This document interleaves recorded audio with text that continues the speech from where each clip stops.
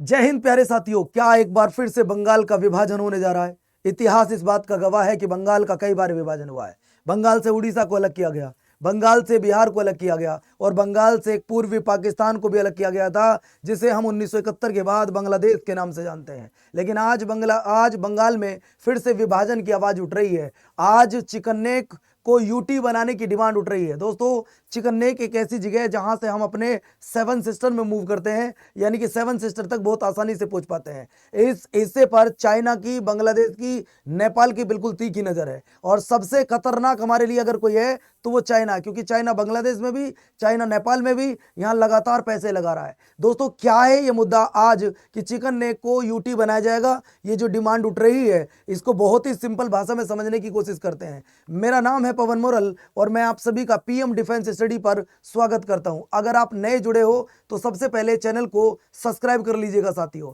मैं आपको ये दिखाना चाहूंगा, जो अभी आपके बात चल रही थी चिकन नेक या सिलीगुड़ी कॉरिडोर, अगर मैं बात करूं तो साथियों इसके चारों तरफ आप देखिएगा कि यहाँ नेपाल में भी चाइना पैसा लगा रहा है, वहां पे भी कुछ ना कुछ इन्वेस्ट कर रहा है, भूटान में भी इन्वेस्टमेंट कर रहा है और बांग्लादेश की तो जीडीपी में भी बहुत ज्यादा योगदान कर रहा है। यानी कि तीन तरफ से वो हमें घेरने की कोशिश कर रहा है। और चाइना, आप सबको जानकारी होगी इस समय, चाइना के बांग्लादेश से रिलेशन बहुत अच्छे हैं, चाइना के पाकिस्तान से रिलेशन बहुत अच्छे हैं और हमसे इतने अच्छे रिलेशन उसके 1962 के बाद में नहीं। आपको जानकारी होगी कि पंचशील समझौता 1954 में हुआ था, 62 में सब कुछ खत्म हुआ। जैसे उसने युद्ध किया उसके बाद से लेकर आज तक भी हमारे उससे इतने अच्छे रिलेशन नहीं है। चाइना की इस हिस्से पर बिल्कुल एकदम खतरनाक नजर है, वो इस हिस्से को कब्जाना चाहता है। लेकिन साथियों, ये वही हिस्सा है जहां से हम अपने सेवन सिस्टर में आराम से जा सकते हैं। अब भारत सरकार क्या चाहती है, देखो आपको जानकारी होगी कि ये हिस्सा आता है पश्चिम बंगाल के हिस्से में, और पश्चिम बंगाल की जो सीएम थी वो थी ममता बनर्जी, यानी कि टीएमसी की सरकार थी।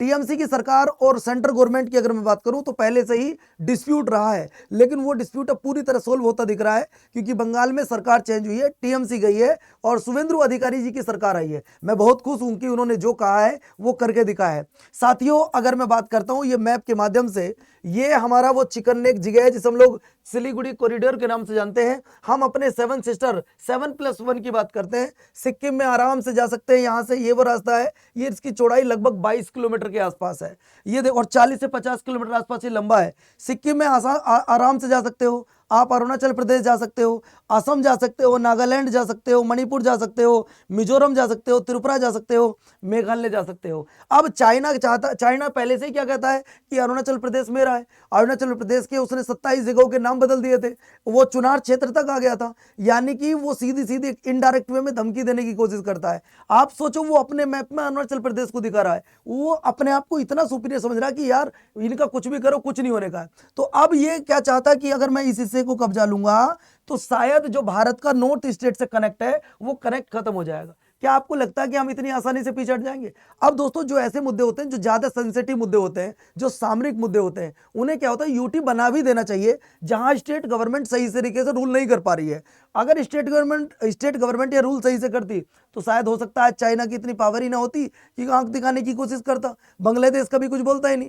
दोस्तों, शुवेंदु अधिकारी जी से मैं बहुत खुश हूं और मैं उस हर व्यक्ति से खुश हूं जिसने अपने मुख से कोई बात कही हो और उसे पूरा किया हो। इन्होंने कहा था कि जिस दिन सरकार चेंज होगी तो हम पश्चिम बंगाल में 45 दिन के अंदर अंदर भूमि देंगे सेंट्रल गवर्नमेंट को, और वो भूमि इसलिए दी जाएगी ताकि जो बॉर्डर है उस पर फेंसिंग की जा सके। मैं अभी चिकन नेक पे बाद में आऊंगा, सबसे पहले फेंसिंग की बात करते हैं। दो देशों के बीच में जो इंटरनेशनल बॉर्डर है वो खंभों से नहीं होना चाहिए सुरक्षित, वो किससे होगा, तारबंदी अच्छे से होनी चाहिए। उसके लिए जमीन देनी पड़ती है। देखिए, जब भी जमीन सेंट्रल गवर्नमेंट को दी जाती है वो स्टेट गवर्नमेंट के द्वारा दी जाती है, स्टेट गवर्नमेंट ही उसको सेंट्रल गवर्नमेंट को सौंपता है। तो इन्होंने कहा था कि जब हमारी सरकार बन जाएगी हम 45 दिन के अंदर अंदर जमीन सेंट्रल गवर्नमेंट को दे देंगे, और इन्होंने अपनी बात को पूरा किया। टीएमसी ने 15 साल राज किया, 15 साल में से अगर उन्होंने ये काम किया होता तो शायद आज इतनी बड़ी दिक्कतों का सामना हमें ना करना पड़ता। ममता बनर्जी ने कुछ ऐसा काम नहीं किया जो देश हित के लिए हो, कायदे के अनुसार यहां ये कहने पड़ रहा है। देखो, अब बड़ी डिमांड क्या उठ रही है, बंगाल में चिकन नेक कॉरिडोर स्थित 120 एकड़ भूमि दी है, मतलब 120 एकड़ भूमि सेंट्रल गवर्नमेंट को दे दी है, किसने, बंगाल सरकार ने, और ये चिकन नेक के आसपास है। अगर मैं कुल भूमि की बात करूं तो पश्चिम बंगाल सरकार ने 600 हेक्टेयर भूमि 45 दिन के अंदर अंदर सौंप दी है। ये ध्यान रखिएगा, 45 दिन के अंदर अंदर। अब क्या होगा, देखिए ये जमीन दी जाएगी सेंट्रल गवर्नमेंट को, सेंट्रल गवर्नमेंट अलॉट करेगी किसको, बीएसएफ को। बीएसएफ क्या करेगी, वहां पे तारबंदी करेगी। ये ध्यान से सुनिए, 120 एकड़ भूमि दी गई है चिकन नेक के आसपास, टोटल भूमि दी गई है आपका 600 हेक्टेयर के आसपास में। जो राष्ट्रीय राजमार्ग नियंत्रण थे उनमें बदलाव किया गया है। पहले क्या था, वहां पर national highway authority of India राजमार्ग को नहीं देखती थी, लेकिन अब क्या होंगे, जो वहां के राजमार्ग होंगे अब उन्हें कौन देखेगा, उन्हें NHAI देखेगा, मतलब national highway authority of India देखेगा। राष्ट्रीय राजमार्ग के 7 खंड जिनमें से 5 कॉरिडोर में स्थित है का प्रबंधन अब केंद्रीय एजेंसियों द्वारा किया जाएगा, ताकि महत्वपूर्ण बुनियादी ढांचागत कार्यों में तेजी लाई जा सके। जैसा मैंने अभी आपको बताया कि जो चिकन नेक जगह है ये बहुत सेंसिटिव जगह है, नेपाल, भूटान, बांग्लादेश ये सबसे घिरा हुआ है। अब हम आपको 2-3 पॉइंट और बताना चाहते हैं जो बहुत ज्यादा जरूरी है। Bengal transfer 7 highway project near Siliguri corridor, यानी कि अब इन्होंने ट्रांसफर कर दिए किसको, ये कर दिए सर हम नहीं संभाल पा रहे हैं, ये national highway authority of India को दे दिए हैं, है ना। अब आप देखो, आप संभालो इन देखो सीधी सी बात है, रोड जितने अच्छे होंगे उतना ही आपको एक जगह से दूसरी जगह जाने पे कम समय लगेगा। और जब से देखो दोस्त, यहाँ एक बात कहना चाहूंगा, मैं किसी पार्टी विशेष की बात नहीं कर रहा हूं, आप पिछले 12-13 साल में देख लीजिएगा, बल्कि 15 साल में, कि रोड इतने बढ़िया हो गए हैं, इतने बढ़िया हो गए, मतलब 14 से लेकर और अब तक की अगर मैं बात करूं तो बहुत फर्स्ट क्लास रोड बन गए साथियों। हर जगह आप देखो, एक यहीं पर एक 6 लेन का हाईवे बन रहा है, एक्सप्रेसवे बन रहा है, जो कि हमारे सिलीगुड़ी से लेकर, ये वही जगह जिसे मैं चिकन नेक की बात कर रहा हूं, यहां सिलीगुड़ी से लेकर और हमारे यूपी के गोरखपुर तक एक 6 लेन का एक्सप्रेसवे बन रहा है। गोरखपुर को ही दोस्तों शामली से जोड़ा जा रहा है, यहां भी 6 लेन का एक एक्सप्रेसवे बन रहा है। अब दोस्तों सुनिए, अगर मान लो कल चिकन नेक पर चाइना कब्जा करने की कोशिश करता है और वहां हमें एकदम आर्मी भेजनी है, एकदम एयरफोर्स भेज, चलो एयरफोर्स तो अपने हवाई जहाज के माध्यम से पहुंच जाएगी, हमें अपनी आर्मी को भेजना है, हमें कोई स्टेट की पुलिस को भेजना है, इस हाईवे से हम जल्दी पहुंचने की वहां कोशिश करेंगे। तो इस हाईवे को बनाया जा रहा है, इस पर जो पूरा कंट्रोल रहेगा वो national highway authority of India का रहने वाला है। ये हाईवे बड़े बड़े हाईवे बना जा रहे हैं, 6 लेन के ये हाईवे होने वाले हैं। हम नए 7 न्यू बुलेट ट्रेन कॉरिडोर बनाने जा रहे हैं, ठीक है ना। हम नए 7 ये बजट में कहा गया था, जब 2026 का बजट पेश किया गया था, कि हम 7 न्यू बुलेट ट्रेन कॉरिडोर बनाने जा रहे हैं, जिसमें एक मुंबई से लेके पुणे तक होगा, एक पुणे से हैदराबाद तक होगा, एक हैदराबाद टू बेंगलुरु होगा, एक हैदराबाद से चेन्नई होगा, चेन्नई से बेंगलुरु होगा, दिल्ली से वाराणसी होगा, और एक वाराणसी से सिलीगुड़ी होगा। यानी कि अब हम डायरेक्ट, ये देखो हमारे लिए कितना सेंसिटिव मुद्दा है, लेकिन हमारी सरकार इसको पहले से ही इस पर काम कर रही है और वाराणसी से सिलीगुड़ी को बुलेट ट्रेन के माध्यम से जोड़ रही है, ताकि जल्दी वहां पर पहुंचा जा सके अगर कुछ गलत होता है तो।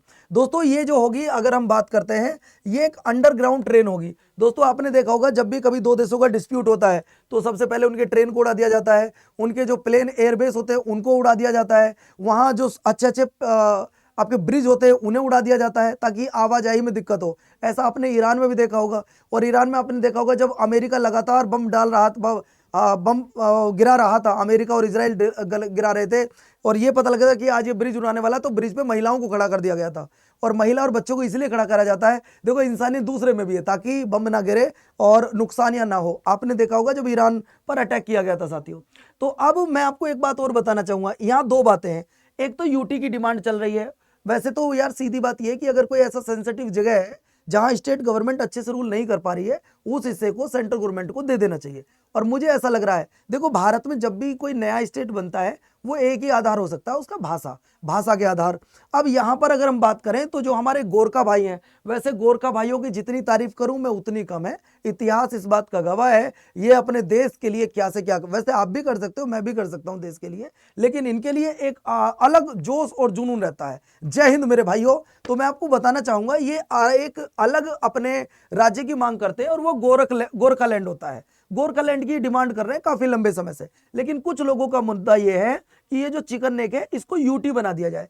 अब यूटी बना दिया जाएगा तो इस पे सेंट्रल गवर्नमेंट का राइट रहेगा, स्टेट गवर्नमेंट का राइट नहीं रहेगा साथियों। यानी कि ये लोग तो गोरखालैंड की डिमांड कर रहे हैं या इसको यूटी की डिमांड कर रहे हैं। और मुझे ऐसा लगता है शायद जो हमारे गोरखा भाई हैं उनको इस बात से कोई प्रॉब्लम नहीं होगी कि आप इसको यूटी क्यों बना रहे हो। इस पे आपका क्या कहना है, आप भी मुझे कमेंट करके अपनी राय जरूर दीजिएगा साथियों। इसके बाद काफी लंबे समय से ये मांग चलती आ रही है, वी वांट गोरखालैंड, यानी कि हम चाहते हैं अपना गोरखालैंड। गोरखा भाई अपने लिए एक गोरखालैंड मांग रहे हैं, काफी लंबे समय से डिमांड कर रहे हैं। ये डिमांड इनकी पूरी होगी नहीं होगी वो तो कह रहे सरकार का मुद्दा है, लेकिन जब भी हमारे भारत में कोई एक नए राज्य की डिमांड की जाती है, साथियों आपको पता होगा 1947-48 से ही हमारे भारत में भाषा के आधार पर मांग होती रही कि भाषा के आधार पर राज्य बने। 1953 में बना भी था हमारे यहाँ पर भाषा के आधार पर पहला राज्य है। तो राज्य अगर बनना तो लैंग्वेज के आधार पर बनेगा। ये वो लोग तो ऑलरेडी बंगाली बोलते हैं और पश्चिम बंगाल में बंगाली बोली जाती है, तो शायद इस आधार पर ना बने ये राज्य अलग, लेकिन डिमांड करना गलत नहीं है। दोस्तों आप में से कोई भी अपने देश में रहकर किसी भी चीज को डिमांड कर सकता है, लेकिन शांतिपूर्ण तरीके से, विदाउट एनी वेपन्स हो, किसी प्रकार का कोई हथियार नहीं होना चाहिए। आप अपनी डिमांड कभी भी कर सकते हो। इसके बाद ये लोग काफी लंबे समय से डिमांड करते रहे कि हमें गोरखालैंड चाहिए, हमें गोरखालैंड चाहिए। अब देखो ये तो खैर समय बताएगा, लेकिन क्या आपको लगता है कि बंगाल का एक बार फिर से विभाजन होगा? क्या चिकन नेक को यूटी बनाया जाएगा? ये तो समय बताएगा। लेकिन अगर ममता बनर्जी सही काम करती तो शायद आज हमें ये दिन ना देखना पड़ता। इसमें आपको क्या लगता है कि क्या चिकन नेक यूटी बनने जा रहा है? आप कमेंट करके अपनी राय जरूर दीजिएगा। नए जुड़े हो तो चैनल को सब्सक्राइब कीजिएगा।